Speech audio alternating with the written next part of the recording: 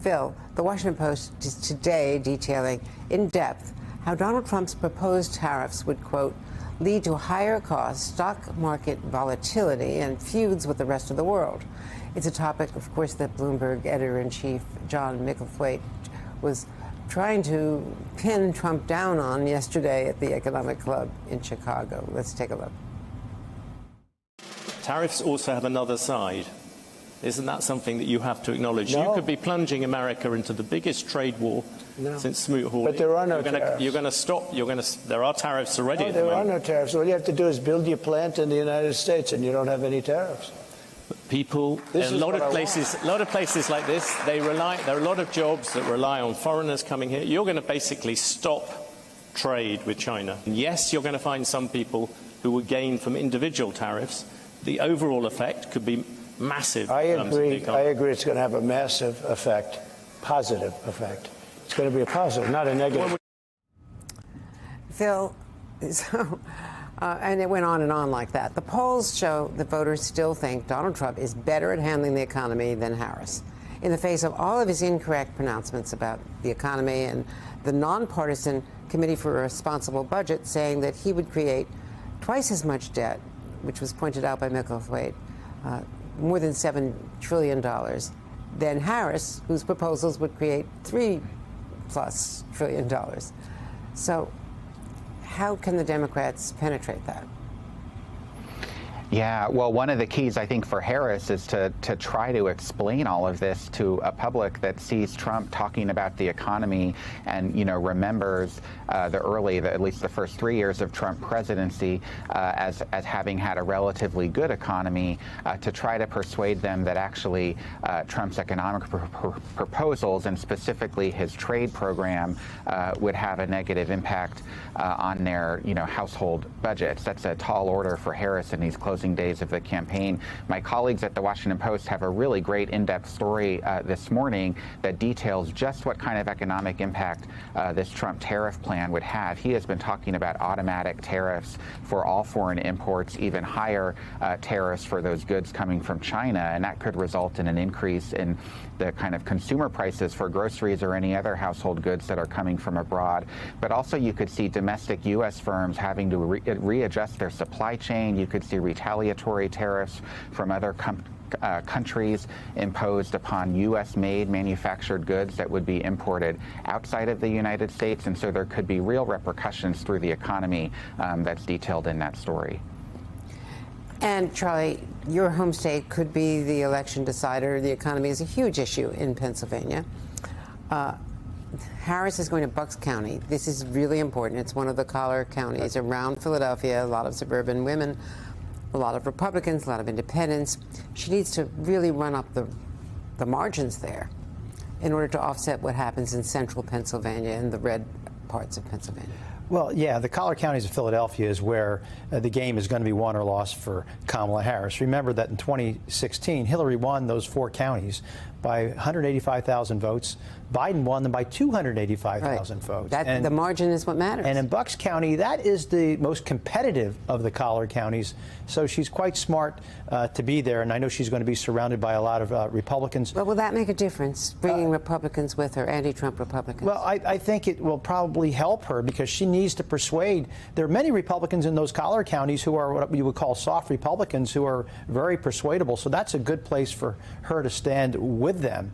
And many of them are frustrated on the tariff issue. I mean, my head was exploding listening to that. He said, we'll just make the stuff here. Well, in Hershey, Pennsylvania, they make chocolate. Well, we don't grow cocoa in North America. The price just went up 10 to 20%. How are you going to grow cocoa here? It's going to harm manufacturers. And a lot of Republicans are responding to that. They don't agree with Trump on issues like that. As you can imagine, Hershey's one of my very, very favorite places in all of Pennsylvania. Me too. You can smell it miles away, the wonderful chocolate aromas. Val, another aspect of this is yesterday in Georgia, Donald Trump said that black and Hispanic voters who back Vice President Harris need to, quote, get their head examined. Harris is trying to highlight how her plan will benefit these voters while Donald Trump would have the opposite effect. Here's more of what she has to say to Charlemagne Lagarde. Ask Donald Trump what his plan is for Black America. Ask him. I'll tell you what it is. Look at Project 2025. My agenda is about tapping into the ambitions and the aspirations, knowing that folks want to have an opportunity. If they want, they should have a meaningful opportunity to build wealth, including intergenerational wealth. Now, and compare that is a different tone, Congresswoman, than what Barack Obama was saying, which was some black writers said, that it was patronizing, it was talking down to them, it was chastising them. What's the right approach? Well, Andrew, it's good to be with you. And look, I believe that the vice president and we all who support her and care about this race need to stay focused on the issues. It is not about singling out a particular group. This is a time where we show each group, everybody, that the only person who has an agenda that involves them at all is Vice President Harris.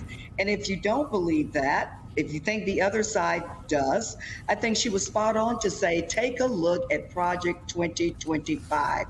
I haven't seen a document in a long time that I think would have a more devastating effect on Black and brown communities and others.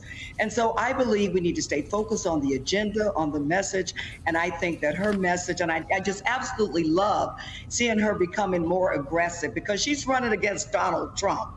And so I think she needs to stay focused on the agenda and let's win this thing. And Congresswoman, I also want to ask you about Michelle Obama. So we now know she will headline her nonpartisan Get Out the Vote event. It'll be at the end of the month in Atlanta. She's not so far been on the trail since the Democratic convention for Kamala Harris.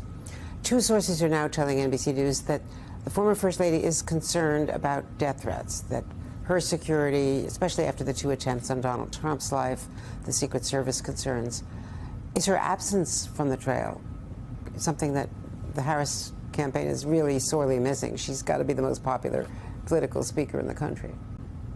Well, Andrea, let's start there. I mean, the First Lady, former First Lady, is absolutely correct to be concerned about death threats. I mean, the former president has had two attempted death attacks on his life, and so she's right to be concerned there. But look, let's go back to the Democratic National Convention.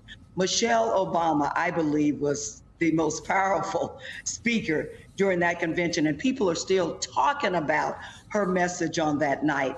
You're absolutely correct. She's very actively involved with her When We All Vote project. And it 20 days out, we should all be very focused on turnout. So I think she's spot on with focusing on turnout. We also know that Mrs. Obama does not care very much for politics, and we know, or we should know, exactly why. But I believe, Andrea, having Michelle Obama behind the scenes working, where she can have effect in a lot of different places, just may be more effective than sending her to one or two states. So I feel good about where we are right now.